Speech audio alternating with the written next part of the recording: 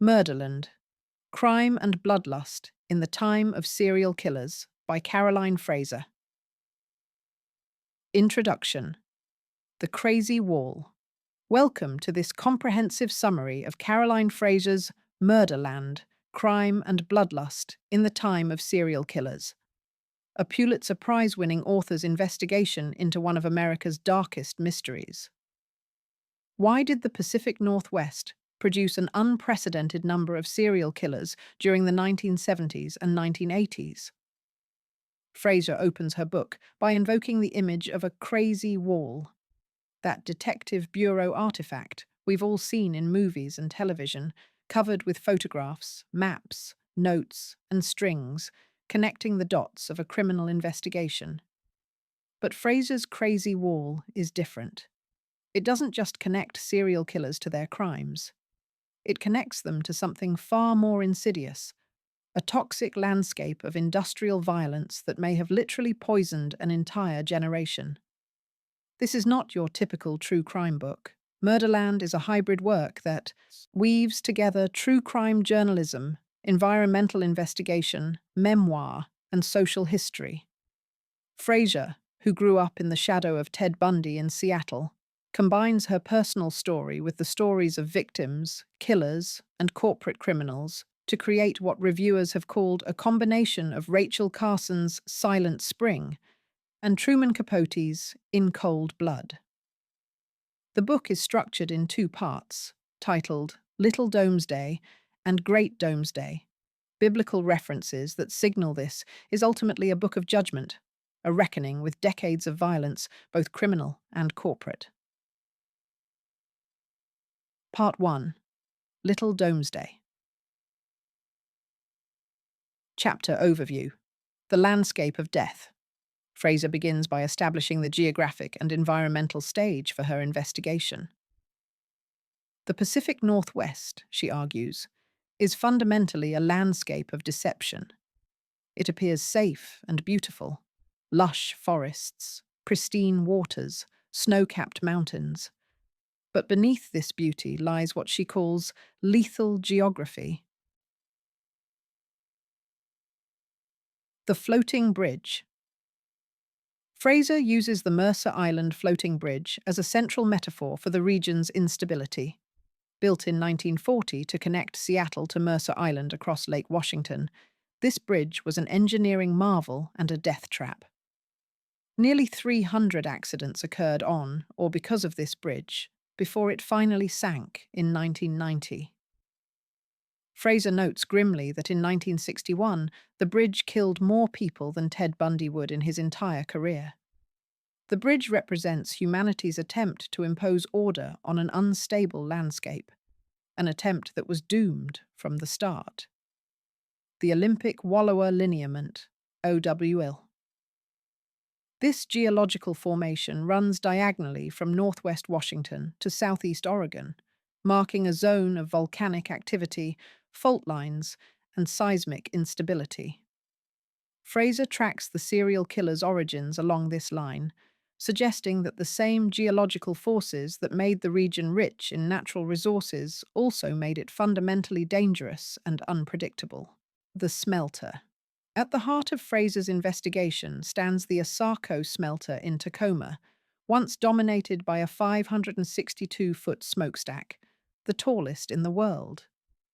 This smelter, owned by the immensely wealthy Guggenheim family, spewed 630 tons of arsenic and hundreds of tons of lead into the atmosphere every year. Ted Bundy grew up just 4 miles from this toxic plume.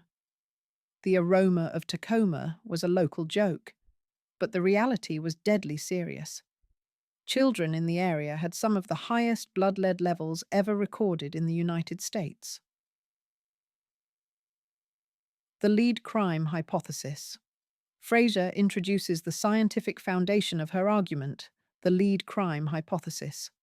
This theory, supported by extensive research dating back to the 1920s, suggests that exposure to lead, particularly during childhood, can cause severe behavioral problems, including increased aggression, impaired impulse control, reduced empathy, and violent tendencies. Lead poisoning doesn't just come from smelters. Throughout the mid-20th century, Americans were exposed to lead from multiple sources: leaded gasoline, which put lead into the air everyone breathed, lead paint in homes, and industrial pollution from smelters and mines. The Pacific Northwest, with its concentration of smelters processing the region's rich mineral deposits, had particularly high exposure levels. Scientific studies, Fraser cites, show clear correlations between childhood lead exposure and later violent crime. When lead was removed from gasoline in the 1970s and 1980s, and when smelters began closing or cleaning up their operations, violent crime rates, including serial killings, began to drop precipitously by the 1990s. Fraser's personal story. Fraser doesn't just observe this toxic landscape from a distance. She grew up within it, on Mercer Island, during the height of the serial killer epidemic. Her memoir threads throughout the book, grounding the broader investigation in lived experience. She recalls the constant fear that permeated her childhood, the warnings to young women, the disappearances, the sense that something predatory lurked in the beautiful forests surrounding Seattle. She crossed the doomed floating bridge countless times. She breathed the same poisoned air as Ted Bundy. She was, in many ways, living the same experiment, exposed to the same toxins, experiencing the same cultural moment. But Fraser didn't become a serial killer. This is crucial to her argument. Lead exposure isn't a simple cause and effect explanation. Rather, it's one factor in a complex web of influences that includes childhood trauma, cultural misogyny, police incompetence, and individual psychology. Fraser uses her own story to show that while environmental toxins damaged an entire generation, only those with particular combinations of other risk factors became killers. Part 2. Great Doomsday. The serial killers. Fraser provides detailed accounts of multiple serial killers who operated in and around the Pacific Northwest during this period. Rather than dwelling on sensational details, she focuses on patterns and connections. Ted Bundy is the central figure, America's most infamous serial killer of women. Born Theodore Robert Cowell in 1946, Bundy grew up in Tacoma, directly downwind from the Asarco smelter. Fraser traces his childhood, his troubled relationship with his mother, who he thought was his sister for years, and his transformation into a monster who confessed to killing at least 30 women, though the actual number was likely much higher. Bundy was charming, intelligent, and superficially normal, which made him particularly terrifying. Fraser describes how he would feign injury or disability to lure young women to help him, then overpower, rape, torture, and murder them. He kept some victims' heads as trophies. He returned to decomposing bodies to apply makeup and have sex with the corpses. But Fraser doesn't just catalogue Bundy's atrocities. She notes that he exhibited many symptoms consistent with lead poisoning: impulsivity, rage, inability to empathize, and what she describes as a fundamental disconnect from normal human emotion. Gary Ridgway, the Green River Killer, murdered at least 49 women, mostly sex workers, in the Seattle-Tacoma area during the 1980s. Like Bundy, Ridgway grew up in the shadow of industrial pollution. Unlike Bundy, Ridgway had a low IQ and none of Bundy's charm. Yet he evaded capture for decades, in part because of police indifference to victims they saw as disposable. Randall Woodfield, the I-5 killer, terrorized the Interstate 5 corridor from Washington to California. Kenneth Bianchi, one of the hillside stranglers, grew up in Rochester, New York, near another major smelter, before moving to California and Washington. Even Charles Manson fits the pattern. Though not from the Pacific Northwest, He spent formative years in institutions in Washington and California, and his family committed their murders in areas with high industrial pollution. Fraser notes that many of these killers also grew up near other smelters across the American West. Dennis Rader, the BTK killer from Kansas, grew up in that state's lead belt. The pattern extends beyond individual psychology to suggest a generation damaged by corporate indifference to public health. Corporate criminality. Fraser devotes substantial attention to Asarco and the Guggenheim family, building a case that these industrialists knew exactly what they were doing and chose profits over human lives. The Guggenheims made billions from mining and smelting operations across the American West. They knew, from their own scientists' research as early as the 1920s, that their smelters were poisoning surrounding communities. Robert A. Kehoe, one of Asarco's own researchers, produced studies showing the health dangers of lead exposure. The company buried this research and publicly denied any health risks. When the Environmental Protection Agency was established in 1970 and the Clean Air Act was strengthened, Asarco executives calculated that the profits from continued operation would exceed the costs of future lawsuits and fines. They were correct. The company continued operating for years, paying relatively small penalties while accumulating massive profits. In 1983, the EPA finally gave Tacoma residents the power to decide the fate of the Ruston smelter. Asarco hired powerful public relations firms to muddy the debate, and the city voted to let operations continue. However, a sharp drop in metal prices in the mid-1980s led to the plant's closure in 1986, not because of health concerns, but because of economics. The smelter was demolished in 1993. Asarco filed for bankruptcy in 2005 and agreed to a landmark $1.79 billion settlement to clean up contaminated sites across 19 states, with the bulk going to Idaho and Washington. Despite this settlement, the company failed to adequately clean up the Ruston smelter site, leaving a toxic legacy that persists to this day. Fraser argues that this represents a form of mass murder, slower than Bundy's perhaps, but affecting far more victims. The executives who made these decisions escaped prosecution, their wealth intact, while thousands suffered and died from pollution-related illnesses, and an unknown number may have been neurologically damaged in ways that contributed to violent behavior. The victims. Throughout Murderland, Fraser is careful to honor the victims, not just of serial killers, but of industrial pollution. These are the forgotten casualties of America's rush toward industrialization and profit. The serial killer victims were overwhelmingly young women. They had names, families, dreams, and potential. Fraser resists the temptation to dwell on gruesome details of their deaths, instead trying to restore their humanity.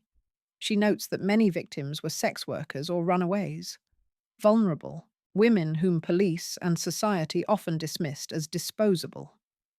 This dismissal allowed killers like Gary Ridgway to operate for years without serious investigation. The pollution victims are harder to count. How many children suffered reduced IQ, behavioral problems, or health issues because of lead and arsenic exposure?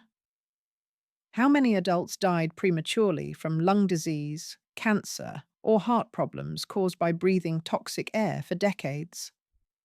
How many families were torn apart by the violence and instability that lead poisoning can cause?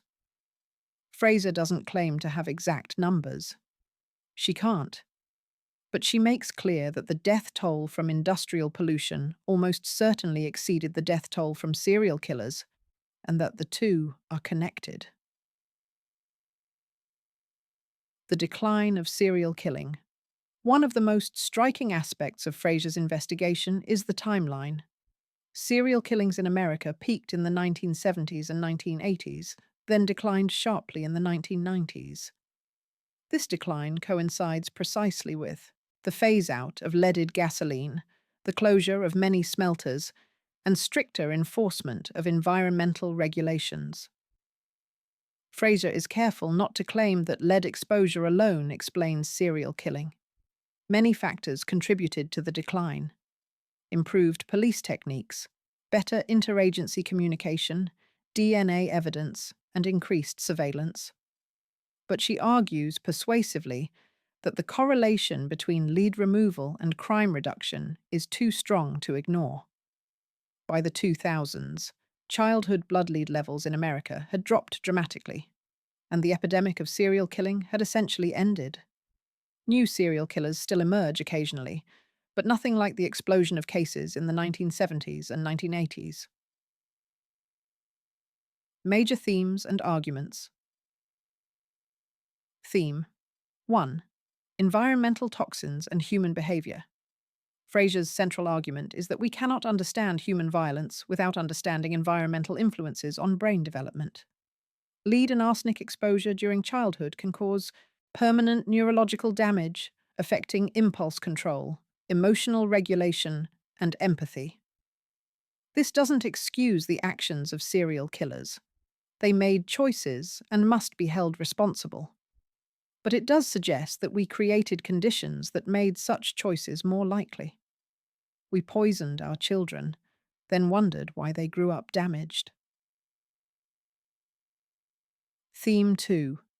Corporate greed and systemic violence. Fraser draws explicit parallels between individual killers and corporate killers. Both groups showed a fundamental disregard for human life.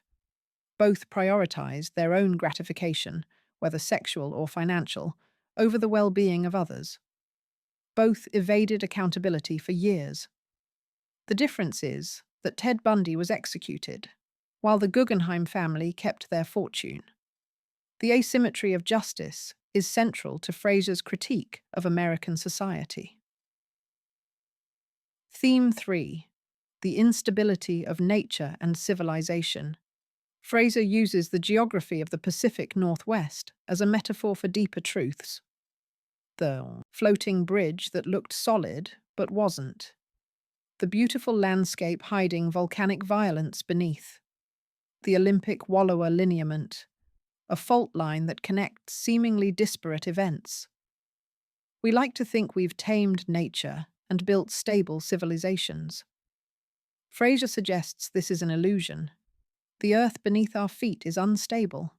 The systems we've built are precarious, and our attempts to dominate nature through industrial exploitation often backfire catastrophically. Conclusion. A cry of outrage. Murderland ends with what reviewers called a passage whose biblical cadences ring with righteous fury. Fraser imagines reversing history, closing the smelters before they poison millions, fixing the bridges before they kill hundreds, pulling the lead from children's bodies, releasing victims from their graves, and returning them safely home. Now and forever, let it all be over, she writes. But it's not over. While lead has been removed from gasoline and many smelters have closed, industrial pollution continues. New toxins replace old ones. Children still grow up breathing poisoned air and drinking contaminated water. And we still prioritize corporate profits over public health. Fraser's book is ultimately a warning. The serial killer epidemic of the 1970s and 1980s was not a random occurrence or a cultural aberration.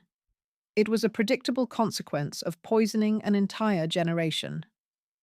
If we continue to treat our environment, and by extension, our children, as collateral damage in the pursuit of profit, we will create new catastrophes. The crazy wall Fraser has constructed connects dots we'd prefer to ignore.